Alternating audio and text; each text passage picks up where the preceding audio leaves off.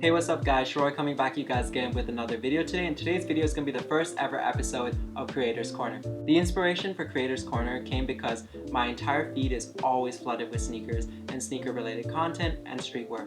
And I'm sure no matter what you guys are into, your entire social contents are also tailored to those feeds as well. Sometimes we don't always appreciate what the artist is posting or what we're viewing exactly. Sometimes we go as far as to double tap, maybe even comment, or if it's a bigger account, we click and see who the artist is, click on the tag and follow them, but that's as far as it goes. I never thought my feed on LinkedIn would end up showing me sneaker related content, but I'm really glad it did because it led to this creation today. I ended up reaching out to the creator behind those shoes that I'm gonna leave up over here for you guys because it represented more than just the sneaker community. It really goes to show that sneakers go beyond what they are, just shoes. They ended up representing a whole global pandemic that's going on and brought together people of various backgrounds, bringing them together to show appreciation for a shoe and what it represented. Throughout this interview, you'll see insights on what inspired the creations and also more in-depth understanding of sneaker customization and the shoe industry and design process itself.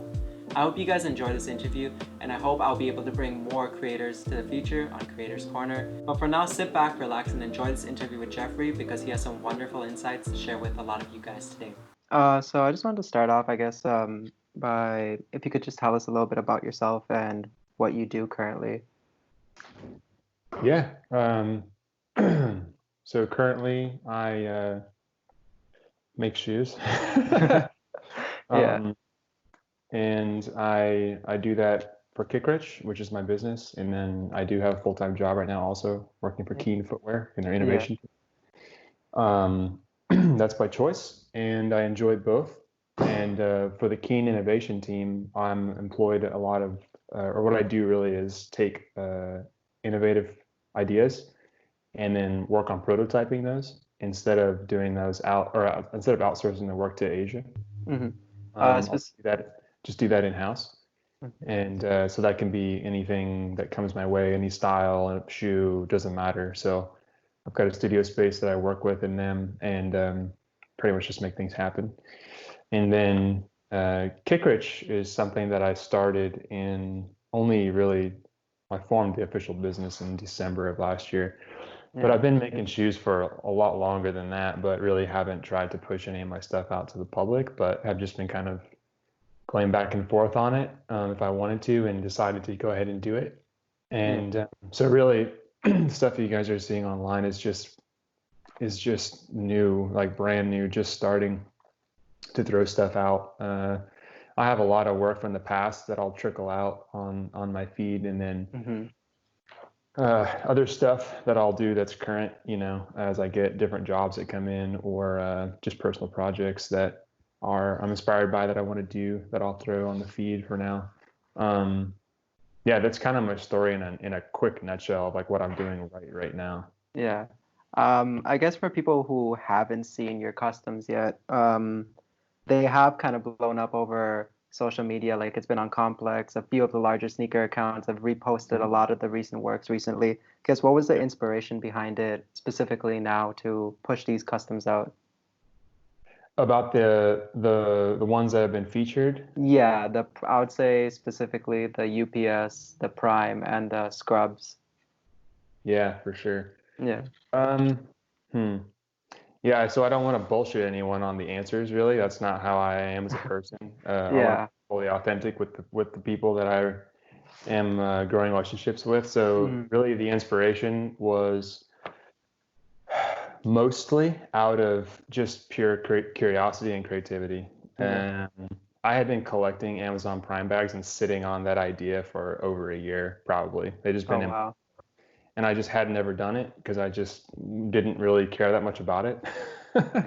I just thought, what a hassle. It's not going to really come out very well. I mean, how the hell am I going to make a shoe out of bags of Amazon bags? It's not a normal material that you'd use. It probably won't work, blah, blah, blah. Yeah.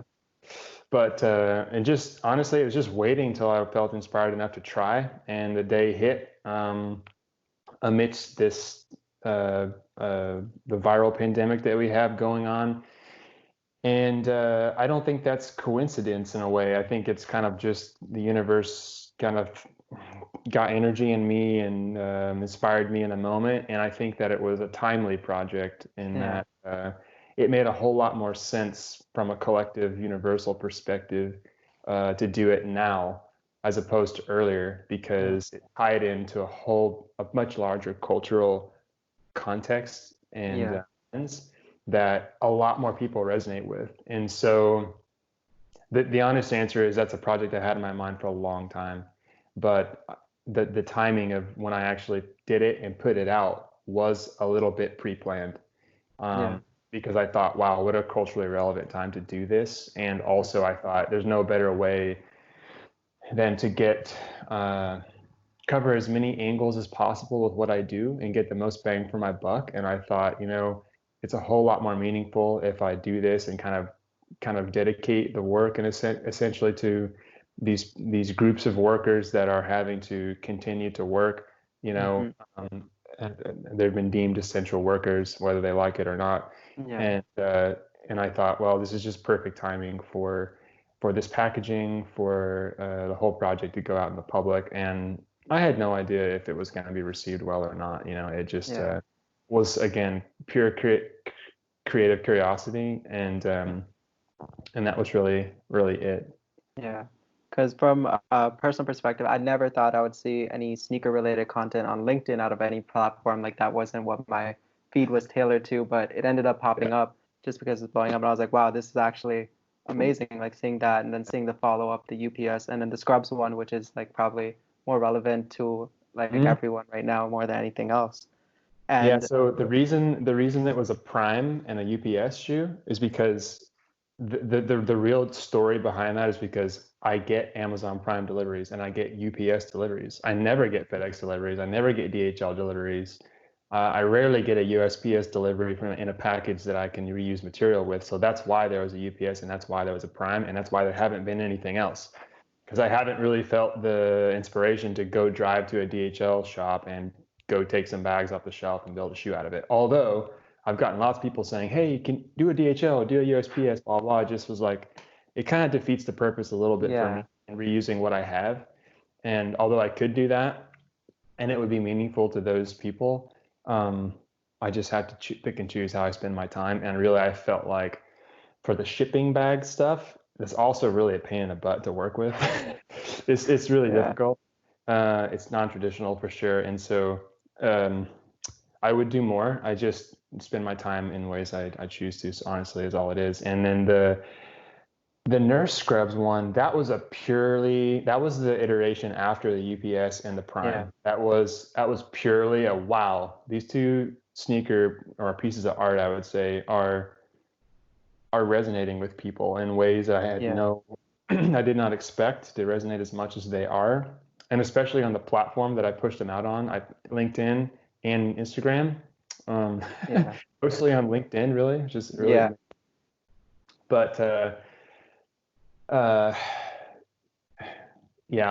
so quick side note, I think that the reason I think that they resonated on LinkedIn a lot was because it's a whole different people group on LinkedIn than it is on Instagram. And I think that there's a lot more industry standard norm terms that are thrown around on LinkedIn that everyone has to have an ear for, like upcycling, recycling, sustainability. Those are huge industry terms. And so I don't know what the reception is on Instagram to some of that kind of stuff. It's probably a whole lot more click, go to the next, click, go to the next, click, go to the next. Whereas there's people on LinkedIn that have their jobs that are centered around sustainability, blah, blah, blah. And so that's a whole different platform, a whole different collective group of people that may or may not even have Instagrams. And I think it resonated on LinkedIn because I'm connected in a deep sense within the footwear industry on LinkedIn, just from my previous job history. And also because of the messages that were portrayed through the two shoes, or at least the Prime and the UPS originally, that's why they resonated so well. It was the cultural timing of the shoes when I did them. It was the upcycling and sustainability story, which, let's be honest, like it's not really, I mean, I don't want to horseshit people. It's not like somebody can take a bunch of Amazon Prime bags and make a bunch of shoes for people. I mean, in the end, what happens to those? Well, they're going to go into a landfill again, right? So sometimes upcycling and sustainability is really not full circle. And I mean, neither of those shoes would ultimately be full circle and be able to reuse. Maybe they would be, I have no idea, but it doesn't matter. It was about repurposing. It was about not throwing away. It's about taking something that you'd think as and consider as garbage and turning it into something that has value in it, you know. So that's, I think, why they resonated on LinkedIn. But I think I totally forgot my original train of thought. Sorry. No, it's all good. No, definitely though. It actually like also transferred well because it really just opened up how far sneakers in general can resonate with people who have nothing to do with like quote unquote like sneaker culture or anything like that, and just overall everything you mentioned like sustainability, upcycling, everything like that. It translated. The message was more than just here's a sneaker with Amazon Prime packaging or UPS or scrubs. It had more of a meaning to it, and that really translated well. Yeah, I you're think, right. And that yeah, that reminds me of my original train of thought, which was the scrubs, the shoe I made out of scrubs. yeah, After I did the UPS and the Prime and I saw how much they resonated with people, I thought, oh man, those were kind of just afterthoughts in my head and not even something that I really had planned in the books for a long time. But I yeah. thought, wow, this is really interesting. There's definitely this appetite for this stuff right now. And I thought, what's the next people group that I would want to represent in a piece of art like that? And I thought, well, you know, the biggest one that's not being commented on is going to be medical workers. Yeah. And so I just thought, okay, medical workers. And I said, well, what material could I use for medical? I don't have any medical working type of material around my house. So I have many friends in town that are nurses, and I just hit one of them up and I said, hey, you've been doing this a long time. Here's this idea that I have in my head. Here's what I've done with these two previous shoes. I'd love to do one for medical workers, and just said, I think I want to use scrubs. Do you have some old scrubs? And she did. And so we just met up, and she gave those to me. And then really, like, I built that shoe in a day. I didn't do a lot of times when I'm doing stuff, I don't really do a sketch prior or plan the whole thing out perfectly. I think that the creative process kind of evolves as you jump into it. And many times what you plan originally completely evolves while you do it. Not always, but that's how I like to stay in the flow. And I find flow in that way of executing things. So I just was like, all right, I need to do this piece and then this piece, and then I like this area, and then holistically thinking about color blocking also in the end and just little details here and there, and not stuffing too much into the design. And that's just what came out on a one day on a weekend. So yeah, that was a fun project. And then after that, I thought, you know, I could keep going with this. There's obviously, like I say, appetite for this, but I got a bunch of custom orders in out of those three projects, and so now I'm slammed with work, which is a good thing. That's the ultimate Yeah. viability of a business, right? Is to be able to make some money off of it. And I've invested a lot of personal money over the years to build a workshop and a studio and equipment that I can churn high quality work out of. I can So imagine. it's Yeah. fun to be able to start to recuperate some of those costs. And ultimately, like, I grew up in a family of entrepreneurs that started their own businesses and everything. And I've always kind of seen myself in the lens of doing my own thing one day, ultimately. And so I've just been waiting on what I wanted that to be. And I think that I was always wondering if it was going to be in footwear, you know? Yeah.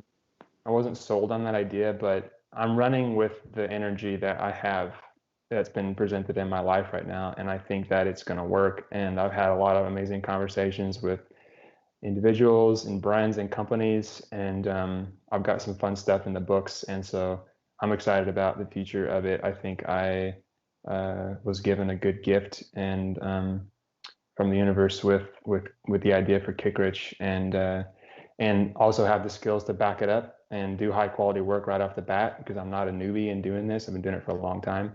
And so it's all coming together at a great timing. And it's honestly a strange timing because amidst the pandemic and things, it's like we're also a little bit downtrodden, I'd say, and uninspired in many ways and worried and concerned. And I thought this is the most random time ever for me to be getting in extra work and starting a business. Yeah. I mean, I was going to do this regardless of COVID-19 or not, but it's weird that the energy hit right in the midst of it. It's just super Yeah. odd. Never ever expected that, but that's life, you know. Yeah. It's just whenever something happens, you just got to roll with it and go from there. I think I noticed a lot of comments, especially on LinkedIn, because a lot of people don't understand the work that actually goes behind the customization or the cost necessarily. I remember specific comments saying if they could purchase a shoe for I think $100 or $200 or something like that. And I remember seeing a thread about you having to explain the materials and costs going into it. So I guess for a wider audience that may see this, and for those people that don't understand why a custom can go upwards from $1,200, like explaining the effort and time and the process behind that, I guess, from your perspective as a creator. Absolutely, yeah. So, yeah, that's a great question, and I think it's one that I field all the time in relation to custom footwear, and have even done recently on calls for prospective shoes for customers. Has been I think there's different veins of customization, right? There's the vein of applique, I would call it, where you're taking a pre-existing shoe and you are adding onto it. There's people with patcher sewing machines, and they will trace a pattern out of a section of an Air Force One on the vamp or the quarter or the swoosh, and then they'll glue the piece of material from a Louis Vuitton bag down, and they'll throw it on the patcher stitching machine, and they'll go around the outline, and they applique something on top of an existing shoe. There's that body of work, and that is what it is. And then there's the painting, there's the airbrushing.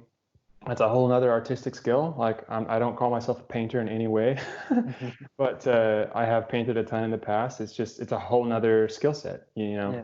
You wouldn't call a mechanic as qualified to do something else as a rocket engine engineer or something like that. It's just different worlds, all Yeah. revolving around shoes. But yeah, there's the painting, there's the what I call applique or surface additions, and then there is the other level of what I try to focus on, which is full custom, and that means then nothing exists until you build it yourself. And that starts with pre-purchasing a pair of shoes that you want to rebuild. Let's say the Air Jordan 1 is super iconic and is one that some people do. So you purchase a pre-existing pair of Air Jordan 1s, and then you have your process that you come up with. There's multiple ways of doing it, and you remove the sole. And then once your sole's off, you got to clean that up and prep it to mount to another shoe that you build. But the full custom would be building a brand new upper. Yeah. And I really get a little bit perturbed by people who call that bespoke shoemaking, because it's not bespoke. Bespoke shoemaking is someone who has severe skills, and I mean serious skills, where they can make a custom last, and that's tailored to the customer's foot. Yeah. Some sneaker maker out there calling them bespoke shoemaker, they don't know what they're talking about. It's not bespoke. Bespoke is a custom last, and it's a custom upper. And that's true bespoke. So even a full custom, I don't consider it bespoke. So just throwing that out there. Yeah. And so anyways, that's what I do, full custom uppers. And so that means I have to have what they're called lasts, or another term I'll use for people who don't know what the hell a last is a foot form. It's a plastic, it's the shape of a foot. It's a plastic piece of material that's used in footwear manufacturing. And with any shoe, the last is what gives you the shape ultimately of your shoe. And so every little detail of an Air Jordan 1, the way the curves fall this way, that way, etc., is all because the last is shaped that way. And then on top of that, it's about pattern making, it's about material selection, and it's about wise choices in how you construct your shoe to where when you take the last out of your upper at the end, that it will hold its shape and will be something functional for people to wear. That won't have any irritation points in it. It won't have hot spots in it. That will look and feel true to size once you're done building it. And so that is way, way more involved than just painting on top of a shoe. And I don't mean to diss painters or applique workers, but it's way more difficult. It really is. You just have, and I can't do the work that some custom artists would do airbrushing. That's just not in my wheelhouse right now. It's not what I've been focusing on for a long time. And so that's hard. That's hard work to do. But building a custom shoe from scratch is really hard to do. And it takes a ton of time to learn. And it takes a ton of understanding of different materials, what parts of a shoe, what parts are in a shoe and what they do inside the shoe to help it hold its shape and function on the foot properly. A lot of my understanding from footwear making has come from my first job at Nike when I worked as a footwear developer, and I worked on the Nike Sportswear Air Max team. So commonly, all my projects were like iconic retro sneakers, Air Max Yeah. 90, Air Max Plus, the Air Max 270 that came out with that giant heel clip and giant airbag TPU material. Those are all projects, right, that I'd worked on all the time on a basis of like every single day. And so the inside and outside of the sneakers, and Nike sneakers in particular, like I'm incredibly familiar with, right? And had to be, because the goal of every project I got was, how do we take this drawing and turn it into a physical shoe at the end and have customers fall in love with it? And so that gave me a great understanding of tons of different kinds of constructions, details about the innards of a shoe. You cannot just make a custom shoe and think about the outside. You're failing miserably if that's what you're doing. Your shoe will completely suck if you don't put the right things inside of it. And it's always a game of not putting too much, but not putting too little. Because too little, you'll get what industry term would be called like X-ray, or let's say if you don't sky the edges of a leather that you're trying to use, and you overlay that onto another piece, and you'll see like a bump or whatnot. That's really not, technically acceptable in shoemaking. You should be able to get rid of that and minimize that if you know your craft. So there's just little details like that, like reinforcements, and when linings should start and stop, and little tricks here and there with overlays and minimizing irritation hotspots, and linings and packages, which is like the outside material. You got the reinforcements, you've got foams, and you've got other little pieces and areas that would help it hold its structure, heel counters, toe boxes. Sometimes those things are necessary, sometimes they're not. It literally just depends on what materials you're using on the outside a lot of times. So that came from a lot of years at Nike, honestly. And then all of my hands-on shoemaking experience came from personal curiosity. There's a lot of good people at Nike that gave me and taught me some good skills in regards to actual shoemaking, because there is a swath of people that work there that do pattern engineering and custom builds for athletes and whatnot, and they're super talented, and I learned some good things from them. But it's the same story that I always like to preach of, it's not something you can pick up quickly. It's just not. If you're planning on trying to do it in that method, you're not going to make it happen. You're going to have to be willing to learn a ton about tools, learn a ton about machinery, learn a ton about how to work with those things and upkeep them, how to select materials, how to work with different materials, how to cut properly, how to finish. Like, for example, if you make a leather shoe, there's all sorts of ways that you need to prep the leather and finish off the leather and the edges, in particular, per se, for it to like look really nice at the end. And man, you've got YouTube and you've got ways to learn, but shoemaking itself in general, I still don't believe there's a huge body of resources out there for people to learn from. It's kind of a dark art still, and it's still one of those things that's like passed down from person to person in a way that you have to go learn in person to see the nuances and details in order to be able to do it correctly. And I think I never am a believer that there's one way to do something. I think there's many ways to do the same thing. So a lot of the stuff that I've learned over the years, I just keep little pieces of it that make me happy to do. And then the ones that I hate or irritate me, I just don't do it that way. And that's kind of how I've developed my process. And I would always preach and say that I'm still learning constantly and experimenting constantly. With almost every project that I do, there's some piece of a learning curve in it, or something that I'm going to try to see, like, oh, what happens if I do this? And then I'll know after I try. I'll stop ranting. I think when you talk about your experience with Nike and like in general, just the design process, picking up things from other people, what was your experience like at Pencil? Because like that's probably one of the most recognized, I guess, in the sneaker world from like a media perspective, at least in terms of sneaker designing and getting things like that. So what was your experience at Pencil? And is that something that helped you land your job at Nike? Or was that something that just Nike was something separate from that? So I went to Pencil in 2012, and it's 2020. So that's 8 years ago, roughly. Yeah. And Pencil was very different in 2012 than it is now. And I will not claim to understand fully what Pencil is now, because I haven't been heavily involved in it for a while. Yeah. Stopping in here and there, but it's way bigger, way more robust than it was when I went.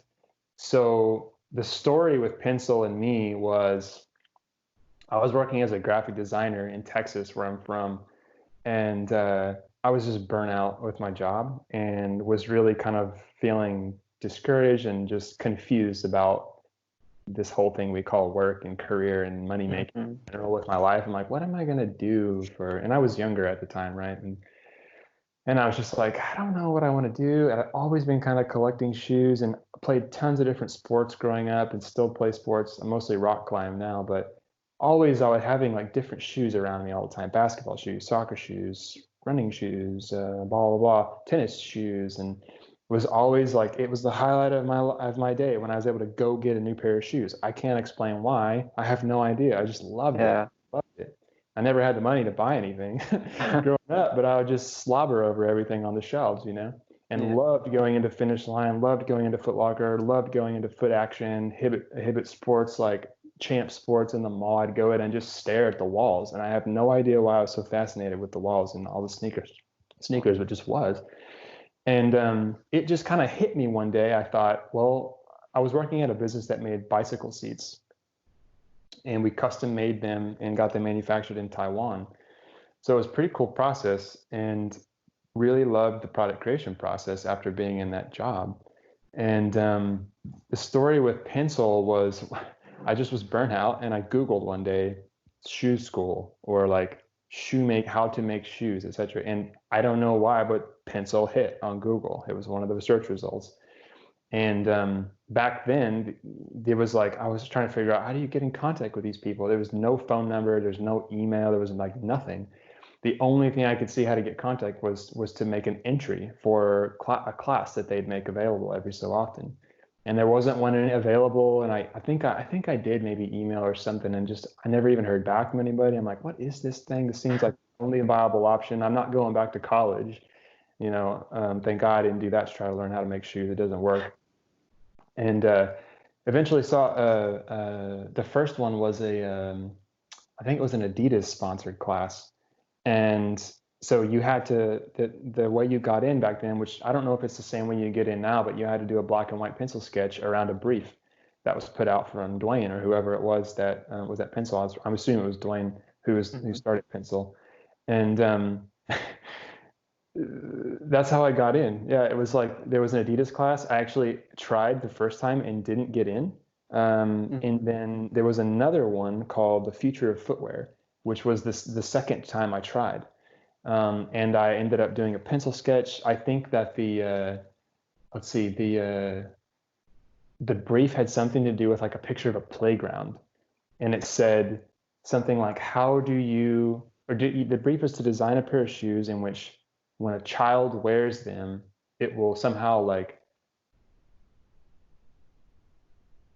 their experience than if they didn't have these shoes. Like what could a shoe do to enhance a child's experience and play?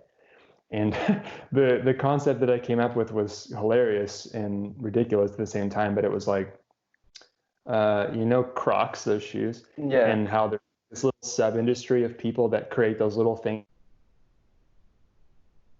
of like like a little something. I don't know if you've seen that. Yeah, but I had this idea for little widgets. Yeah. Idea for the shoe was like, it was a basic, I don't even remember the whole the way that it looked 100%, but it was a widget application thing. And it was like, kids are always role playing. They're always acting like a superhero, acting like a princess, acting like a T-Rex, whatever it may be. So I thought, why not have a little space on the shoe where you can buy a base pair of shoes and then have all these widgets you can add on. If you want to be a lion, you can add on the lion little widget. And my idea was like, whether it's cool or not, it was like Thai Beanie Baby style. So there's like a wall of heads of animals, like an elephant, a giraffe, a monster, or whatever. And it would just kind of like either Velcro or snap on to the forefoot of the shoe somehow. And that was like, once you put it on, it's like, you're the lion now, and you go on the playground, you be the lion. So for whatever reason, I got picked, and went and spent a month at Pencil. And I quit my job because I was like, I just don't want to do this anymore. I don't have any idea where this is going to take me, but I'm going to go for it. And just came up to Pencil. I had a friend that had a job at Nike as a personal trainer. And so he was married and so I stayed with him and his wife and slept on their living room floor in their apartment for a month. Wow. Month and a half while I went to Pencil just threw a blanket and a pillow on the ground, and just that's what I did every day. Woke up, took the train downtown, went to Pencil, did my thing, went back home. And I would say that Pencil was a completely overwhelming experience for me at the time because I had zero exposure to footwear. I had no clue about anything, like nothing, and just that I liked shoes. And there was 20 people that went to that original class, and so a lot of them already had some footwear experience. Some of them were like trained as industrial designers. Some of them even had jobs already in the industry. I was so far behind those people, but it didn't really matter. We were all there to just learn. And so I ended up getting a brief from Skechers for my project. And the brief was around how do you design a shoe that will encourage kids to be more active? And this is kind of a side rail from your question originally, but what I came up with when I was there was like, I knew that video game culture was huge. Yeah. And I thought, there's these chairs that people will buy in which they'll sit in them with speakers, and they're made to game in. It's like, why can't there be a pair of shoes that you wear to game in specifically? What does that look like? And so I think this was around the time that the Nintendo Wii had come out. I do not remember, but somehow or another, basically what I did was like, I imagined a game console, and the game that you bought was pretty much like a pair of shoes with a mat, and the mat plugged into the gaming console, and the mat could read your shoes as like your shoes became your game controller. And they're very simple shoes. The design is more about what you're doing in the shoe, because you had to wear the shoes to play the game. So that my solution was very clear. It was like, that's how you get them to be more active. You let them play their games, but if you can't beat them, you join them. Just join them in their gaming and force them to move, but they have to wear these shoes to do it. So it was fun. And some good stuff.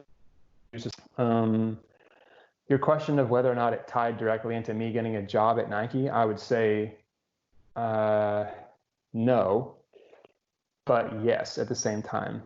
Yes, because it provided a base level of inspiration and incredibly good story to share with people of me going for it and being interested in the footwear industry.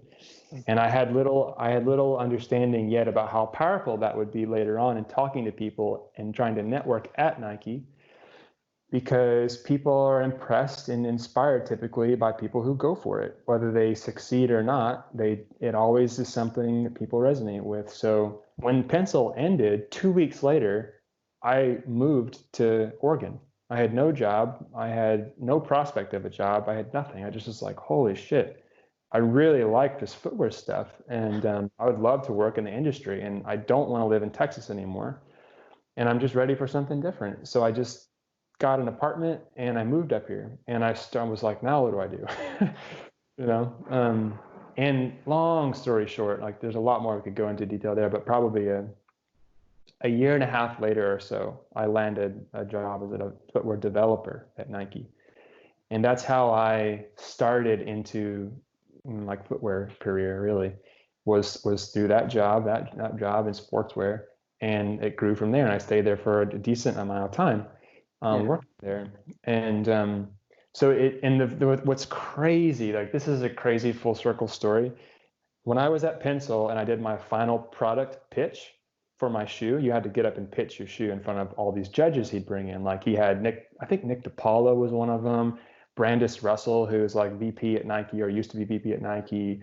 You've got all these people, and I was like, who are these people? It's way over my head. I'm like, all these recruiters from Adidas and all these different places, and I'm super embarrassed and scared and don't know what I'm doing.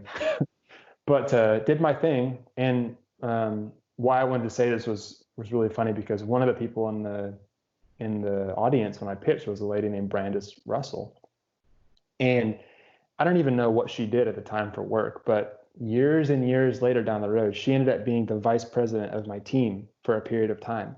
So how hilarious is that, right? That's crazy. I have no idea who she is. She has no idea who I am, but that's why you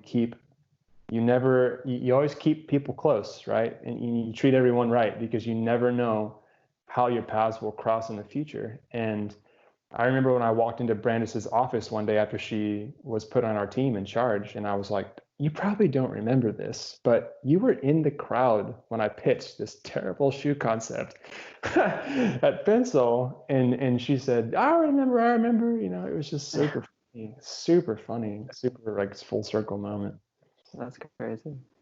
I guess to sort of wrap this up, you've been with, I guess, the shoe industry for a while. You with Keens now. My knowledge of Keens is mainly the sandals. They're super comfortable. Like that's my knowledge of when it comes to Keens. But overall, I guess the shoe industry or the community rather around shoes and sneakers has evolved over years. It's kind of gone more mainstream into sneaker culture. It's kind of like everyone's into it now more than just like a select niche group of people. You have your everyday person wearing Yeezys now, which is something when it first came out is not really a thing.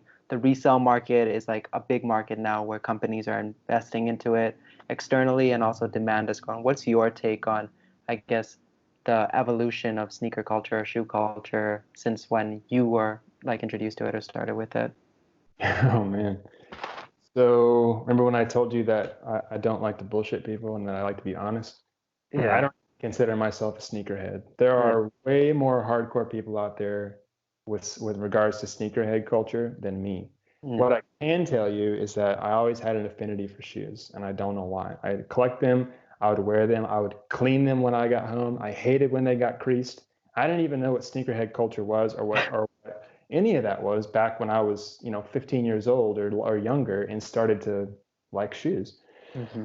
Um, as far as the comment about like how it's changed over the years, I would say it's hard for me to answer a little bit Yeah. because I haven't, like I said, I don't really consider myself a deep sneakerhead for a whole long period of time. So I don't know what it was, what the culture was when I was younger, and what people were doing or anything about it. I was just too young to care. I was just in my little world, you know. But I was really deeply exposed to sneaker culture at Nike.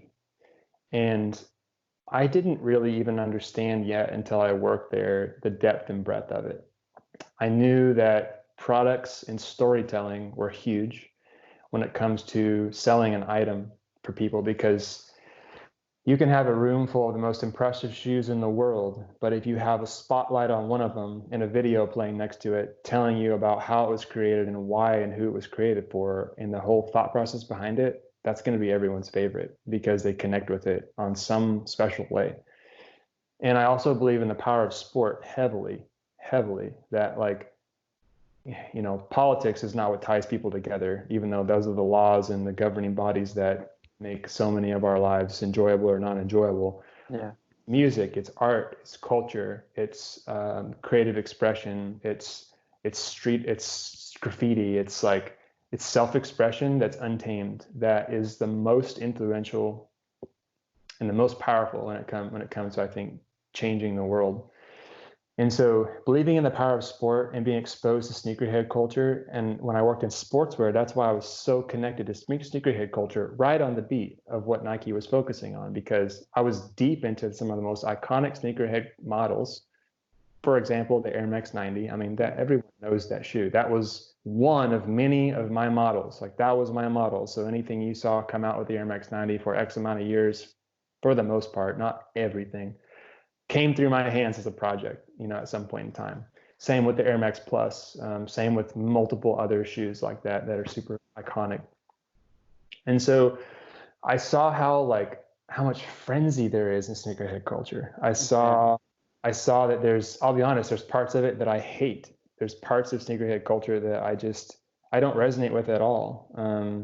And I don't think anyone resonates with some of the parts that we could get into talking about in some sense. But there's other parts of it that I deeply believe in. And that's one of them is the artistic self-expression part of it. And it's just like every so often I'll get a new pair of specs, right? Because I get tired of the way that I look in one pair after a couple of years. I'm like, I want to feel different.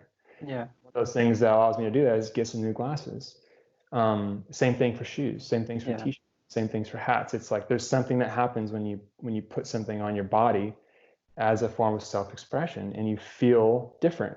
If you have a dirty white t-shirt and you're going on a date, you're not going to feel very confident, right? But if you have whatever you feel confident in on, it changes your whole persona. your whole energy, your whole vibration. You're a different person in the world. So that's the powerful thing about sneakers and shoes that I resonate with the most. I see through the material, I see through what thing is, it's just a shoe. And I look deeper into it and I'm like, this thing has the ability, and it may be sounding a little bit corny, but to change the world, because the world is just comprised of a bunch of people. And to change the world means you just change the people. So shoes can do that. It's one of the many, many things that shoes can do. And that's, you see music being heavily, heavily involved in sneakerhead culture, right? As another form of self-expression. And it's cool that they tie together so well. It's so powerful. Sports stars, athletes, and I think from a larger context of like the customization thing within sneakers, it's no secret that you can't have, let's see, how does that term say? Well, never mind, I can't forget, but sneakerhead culture thrives right off of limited availability. The hype, The hype, yeah. So the customs thing is the most limited availability you could ever get, because if you want a custom by me, then you have to come to me to get it. You're not going to get it any other way. And I'm not a factory, so I'm not mass producing shoes. I'm doing limited pairs, one-offs, etc., for people that come my way. So it's the most exclusive way you can get a special pair of shoes tailored to exactly how you want it to be. And there's something crazy powerful about that, if you can afford it. Which kind of goes back to your other question about like, why the heck do these things cost so much money? Well, that's just economics. It's time. Time is money. And and quantity too, right? It's like if I have a shoe and I'm working on with Nike and we have pre-sold 2 million pairs to accounts for a specific season. And we know we're using 2 million pairs, and we know that our factory partner that's going to produce those with us can count on that much business rolling through their door. So the larger the quantities, the lower the prices. So the Roshi, for example, that Nike shoe, I don't know today how many pairs they still make of that, but when I was around, they're making millions and millions of pairs. That was a big shoe at the time. So those things are low price point shoes. They don't cost that much. There's not that much going on in the shoe either. So that's why it's so cheap and so fast to make. Whereas if you come to me, like myself as a shoemaker, or there's other talented people in the world that can do the same thing, you're asking for a different item. It's not the same shoe at all. I may be ripping the upper off of that same exact tooling and rebuilding it for you, but you have to value the craft. It's a handmade. So the time that it takes, I will say that the time that it takes to make a full custom shoe is not a standard set of time. It depends on your expertise. It depends on, if you are creating all the patterns yourself from scratch, then what if you had only 2 pattern sizes done and you get another order in for a size 13, you don't have that pattern. You got to go through the exercise of making that pattern, which takes some time, and usually a pullover or 2 to see if you've gotten it right. Or if you know what you're doing, you can take your base pattern and you can use your contact base, or if you have the skills, do it yourself, and you can grade your pattern to all the sizes you want to offer. So if someone gets a 13 or a 15 or 12 or whatever size that they want, you just pop the pattern pieces out and make the shoe. Essentially, it's not that simple, but in concept, it's that simple. So what I'm saying is, like, the time that it takes to make a shoe can wildly vary. It varies on experience and skill, I will say, and how well you're set up and ready to go. And the shoemaking industry in the United States is not very deep. It was a lot deeper than it is these days. We don't make shoes in the States. There are definitely companies that do. Keen makes some shoes in the United States. Danner Boots makes shoes in the United States. Other brands do also. It's not where big brands make a bulk of their shoes. It just doesn't economically work out for them anymore. So it's hard to get going as a shoemaker in the States. There's no store we can walk into and get all the supplies that we need. You have to source this stuff from other countries, or have your contact space and make things yourself if you can. Or it's hard. It's not like an Amazon.com thing where you go get your lasts and your lasting pinchers and your nails or whatever method of shoemaking you want to do. Another comment about speed and efficiency. So an Air Jordan 1, for example, that shoe is a construction method called strobel construction. And without going into more detail, it's just a specific stitch that's stitched around the feather edge of the upper and the bottom of the strobel material that holds everything together that you then slide the last into. But most people that you see making custom AJ1s out there are not doing a strobel stitch construction, because you have to have a strobel stitch machine, which is not a big technical piece of machinery, but you have to know how to use it, and you have to know how to pattern for strobel stitching. And there's a few people I've seen out there that actually do this. I think that Garrickson Studio is one of them. I've seen that they strobel stitch their Jordans, which is, I think, awesome. So let me tell you about time savings. To strobel stitch an upper that you've completed on a Jordan, that is going to take you 60 seconds or less. Oh, wow. And it's done. You can throw it on your last and mount your sole on it. If you're going to go the method of nailing, or what's called like a cemented construction, that can literally take you hours and hours and hours to do, depending on how good you are at it and how fast you are and how you know to push and pull, and your skill level really is honestly what it is. So that's just another thing. Like, you see, I think when people go to the shoe surgeon school, for example, they're doing a cemented construction. They're nailing the upper down to the board, which I'm a big believer in that method for multiple reasons. One, you create a shoe. And that's, I think, a great way to teach people, because you don't have to have a bunch of special equipment. You don't have to have a bunch of special skills. You just got to have the hunger and a few basic pieces of equipment. And you can recreate that exact same process in your garage. Whereas if you're going to try to do a strobel construction, you got to get way more technical about it. And you got to like pre-plan your upper to be right for it. And it's not an easy task to do. And I'm a big fan of the nailing method still myself. I can pattern shoes for strobel construction. I know how to do it. I do it for other things, that just not Jordan 1s that I make. There's a good thing that's awesome about the hand lasting method is that you have a lot of play in your materials. So if I make a full leather shoe, I can push and pull it in areas that I want the shoe to in the ways that I want the shoe to take shape. And then if I switch the materials out one day and I take a panel that was leather and I throw a textile on it, and all of a sudden it's not stretchy anymore, that same pattern, if I had strobel patterned it, it probably is not going to work very well anymore. I'd probably need some tweaking to be able to fit the last very well. So there is something to be said about the hand lasting method that a lot of people use, and that it's traditional, and it's traditional for a reason, because it always works. And you can always somehow tweak it and manage to make your patterns work over your last, for the most part, I would say.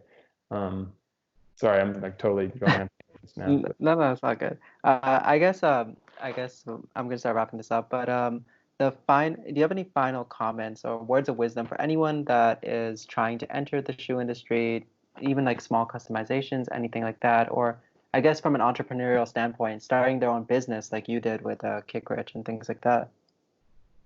Ooh, yeah. Lots I could say.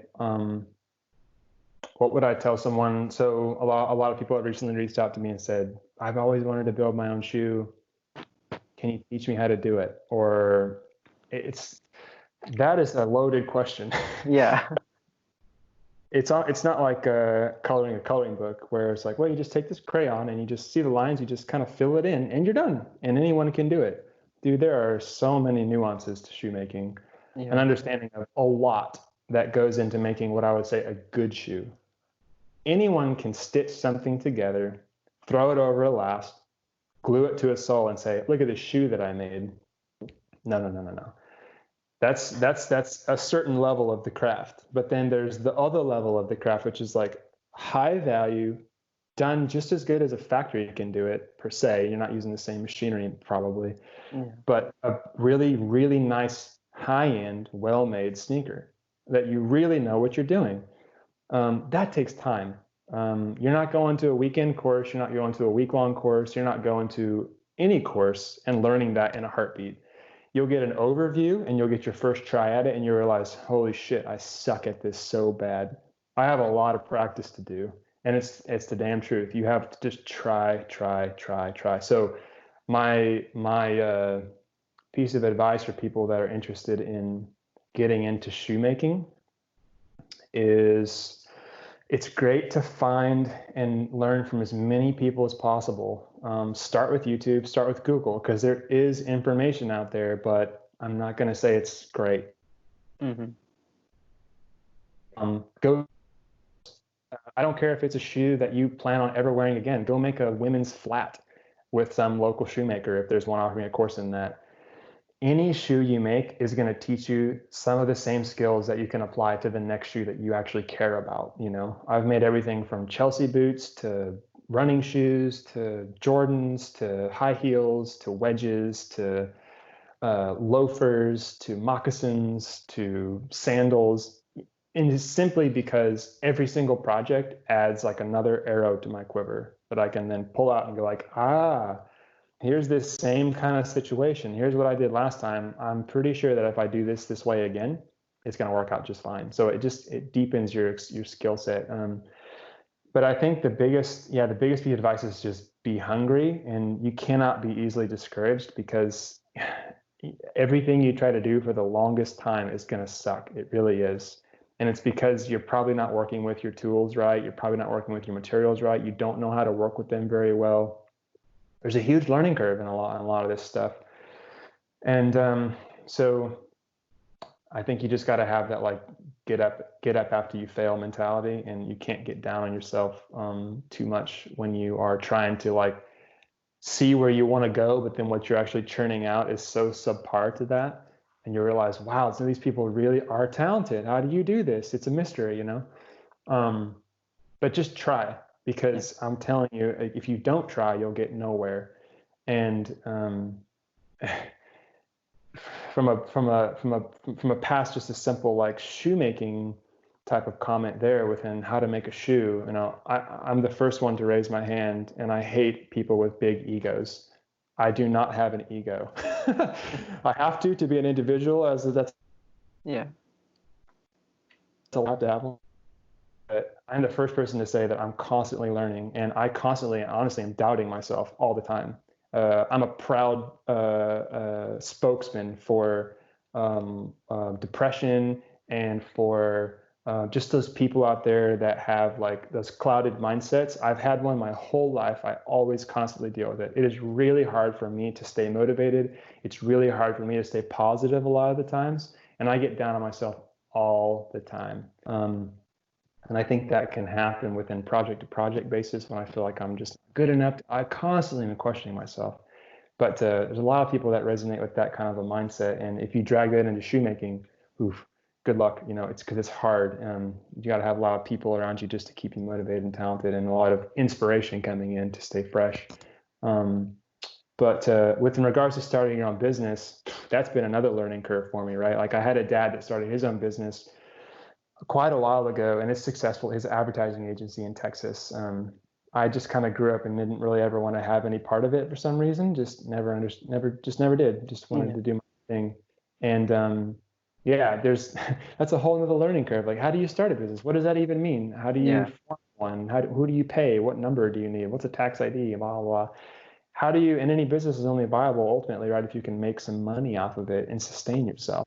So within shoemaking, I just hope that anyone that gets into it, that wants to try to sell what they do, is doing their best with what they make, and that they're really offering something of value to people ultimately. Mm-hmm. I think it's probably true, but I think that as of now, probably more than ever, you're seeing people claim to be makers and shoemakers that are trying to sell things for high prices.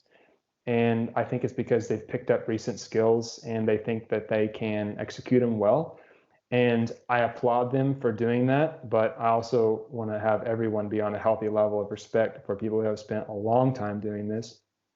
And let us all recognize that you have to spend time doing the craft in order to make a good shoe. I can't tell you how many TikTok videos, how many Instagram pictures I see of people sewing shoes together and mounting them and then saying like, this is a legit shoe. And I'm like, because of the experience that I have, I can pick that shit apart so fast and just go, oh God. The normal person is not going to understand the differences, but I can just look at it and go, there's so much going on with that that's wrong. I'm not ashamed of that being out there for sale, but I'm just kind of like, eesh. Yeah, maybe you should learn a little more before you jump into trying to sell that stuff, you know. Yeah. But I would never like want to push something out on my end to people unless I was 100% for sure that it was backed like really good quality and I knew what the hell I was doing. That's just my own standard. That does not mean everyone has to abide by that. And I don't mean to diss anybody out there that's trying and even finding success selling things. Like the people that have found success doing applique on shoes, like cutting Louis Vuitton bags and doing all that, you'll probably never see me doing that because I just don't have an interest in doing that.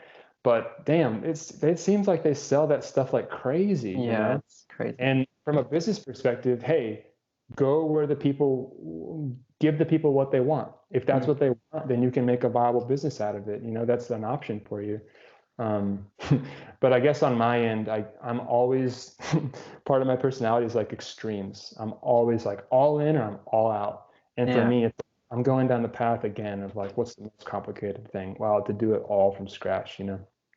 But I'm having fun with it, and I'm really excited to see where Kick Rich goes. And I've got a lot of cool projects that have come up the pipeline from some totally unexpected places that you guys are going to see soon coming out. And right now I'm slammed with orders. I would love to just keep doing more creative one-offs and throwing them online for inspiration. But as the business goes, this is a one-man show. I don't have a team of people around me right now that are helping me. I applaud the people like Shoe Surgeon, et cetera, Dominique, that have been able to build a team of people around them and actually churn out high level creative projects on a regular basis. That takes a zoo of people. It's not easy. Just responding to people alone online will eat all your time up, you know. And so it's a balance as a one-man show, and ultimately, you know, I have to be picky and choosy at what I choose to respond to, who I talk to, and what I choose to do with my time in order to stay successful. But yeah, stay tuned because I've got some cool stuff that I am personally excited about coming up with some cool brands that I never thought I would be working with, but am finding myself working with them now. Thank you for sharing all that. And honestly, I wish you all the best with everything. And thank you for doing this interview in the first place, taking the time out of your day and your busy schedule and everything like that. And where can everybody find you? Any social medias or anything you want to link off to before we conclude this? Yeah, for sure, man. Yeah, I appreciate you reaching out to me. I'm glad I could make some time and we can chat. Hopefully, it won't be the last time. I think I'll look back on some of these first kind of interviews and things that I've had with people and go, that's when I was starting. You know, that's when I first started to leak my stuff out in the public, and that was my humble beginnings of coming from someone with like a good amount of experience and knowing what I'm doing. But like people are like, who the hell is this guy? He's never put anything online before. What the hell is Kick Rich? You know, but like I'm gonna make it something special, I believe, and give people some cool stuff. But you can find me mostly on Instagram, to be honest. Like I'm gonna use that as the platform that I'll probably push most of my workout on, just because it's so visual heavy based. I just started a TikTok recently, and so probably most of my stories that you see come through are gonna be off of TikTok. It's like a whole nother learning curve how to do TikTok. And hell, I'll be posting more on LinkedIn because that thing is working for me. It's pretty cool, hilariously enough. My website, kickrich.com is where you're going to be seeing anything that I offer officially for sale. And like right now, I only have 3 shoes online for sale, and it's a collection of 3 Air Jordan 1s that I put together over last summer and kind of perfected with materials and things that I felt was like incredibly good quality.